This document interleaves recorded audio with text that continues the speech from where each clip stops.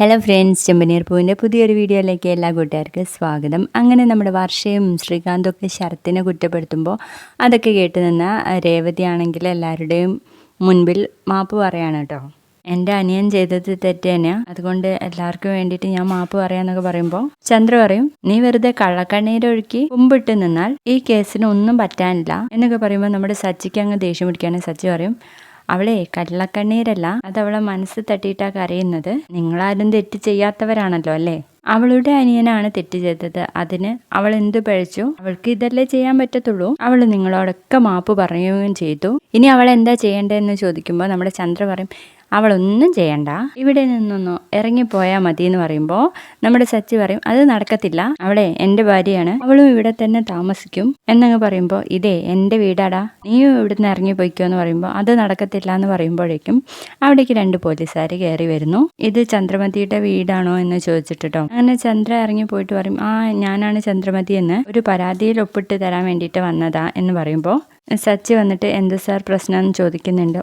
താൻ ഇത്ര പെട്ടെന്ന് തൻ്റെ ഭാര്യ വീട്ടിൽ നിന്ന് ഇങ്ങോട്ട് പോന്നോന്ന് ചോദിക്കുമ്പോൾ സച്ചി പറയൂട്ടോ, ഇതെൻ്റെ വീടാ സാർ. അപ്പോഴേക്കും നമ്മുടെ സൂതി വന്നിട്ട് ചോദിക്കും, അതെ സാർ, എൻ്റെ അമ്മയുടെ പണം മോഷ്ടിച്ച കള്ളനെ കിട്ടിയോന്ന്.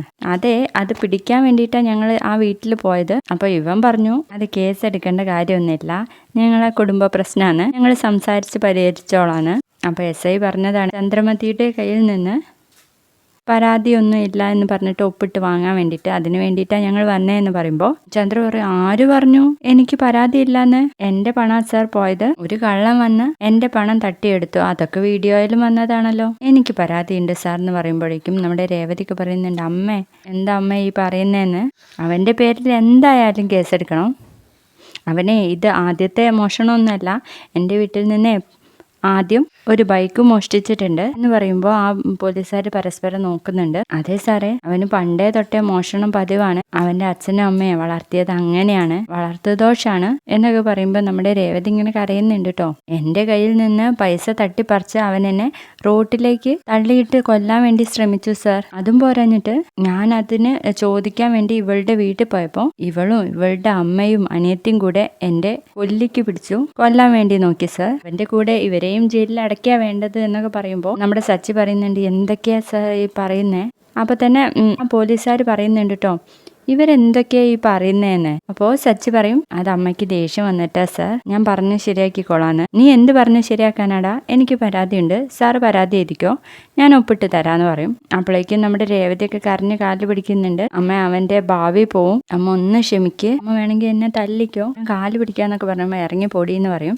അപ്പോഴേക്കും നമ്മുടെ രേവതി വന്നിട്ട് അച്ഛനോട് പറയാൻ കേട്ടോ, അച്ഛൻ ഒന്ന് പറയാം അമ്മയോട് പരാതി ഒപ്പിട്ട് കൊടുക്കല്ലേ എന്ന് പറയുമ്പോൾ രവി ഒന്നും മിണ്ടാതിരിക്കുകയാണ്. എന്നിട്ട് പറയും, നിന്റെ അനിയൻ ചെയ്തത് തെറ്റാണ്, അതിപ്പോൾ ഞാൻ പറഞ്ഞാലും പോലീസുകാർ കേസെടുക്കാതിരിക്കില്ല, ഞാൻ എന്ത് ചെയ്യാനാ മോളെ എന്ന്. അപ്പോഴൊക്കെ ചന്ദ്ര നിന്ന് ചിരിക്കുവാണ് കേട്ടോ. അതിനുശേഷം അവര് തയ്യാറാക്കുന്ന ആ ഒരു പരാതിയിൽ ചന്ദ്ര ഒപ്പിട്ട് കൊടുക്കുകയാണ്. അവർ അങ്ങനെ പോവുകയാണ് കേട്ടോ. അപ്പൊ നമ്മുടെ സച്ചിക്കാണെങ്കിൽ ദേഷ്യം പിടിച്ച് പറയുന്നുണ്ട്, എല്ലാവരും ഒറ്റക്കെട്ടായി ഞങ്ങളെ ഒറ്റപ്പെടുത്തിയല്ലേ, നിങ്ങൾ വിചാരിക്കണ്ട അവനെ ജയിലിൽ കയറ്റാൻ വേണ്ടി പറ്റുമെന്ന്. ഞാനിവിടെ ഉണ്ടെങ്കിലേ അവനെ ജയിലിൽ കയറ്റാൻ നിങ്ങൾക്ക് കഴിയില്ല എന്ന് പറയുമ്പോൾ ചന്ദ്രയ്ക്ക് ദേഷ്യം പിടിക്കുന്നുണ്ട്. അപ്പോൾ രേവതിയോട് അകത്തേക്ക് പോകാൻ വേണ്ടിയിട്ട് സച്ചി പറയുന്ന നേരത്ത്, നിക്കടി അവിടെ, നീ എങ്ങോട്ടാ കയറി പോകുന്നത്, പുറത്തേക്ക് പോ എന്ന് പറയാൻ കേട്ടോ ചന്ദ്ര വീണ്ടും. അങ്ങനെ നിർബന്ധിച്ച് ഇറങ്ങി പോകാൻ വേണ്ടിയിട്ട് വീണ്ടും വീണ്ടും പറയുന്നുണ്ട്. അത് കേൾക്കുമ്പോൾ നമ്മുടെ രവി പ്രതികരിക്കുന്നുണ്ട് കേട്ടോ, ചന്ദ്രേ നീ എന്തായാലും പരാതി കൊടുത്തു, അതിന് നിനക്ക് ഒരു റൈറ്റ് ഉണ്ടായിരുന്നു, പക്ഷെ രേവതി മോൾ എന്ത് തെറ്റാ ചെയ്തത്, അവിടെ ഇവിടെ നിന്ന് പറഞ്ഞു വിടാൻ നിനക്ക് ഒരു റൈറ്റും ഇല്ല എന്ന് പറയുമ്പോൾ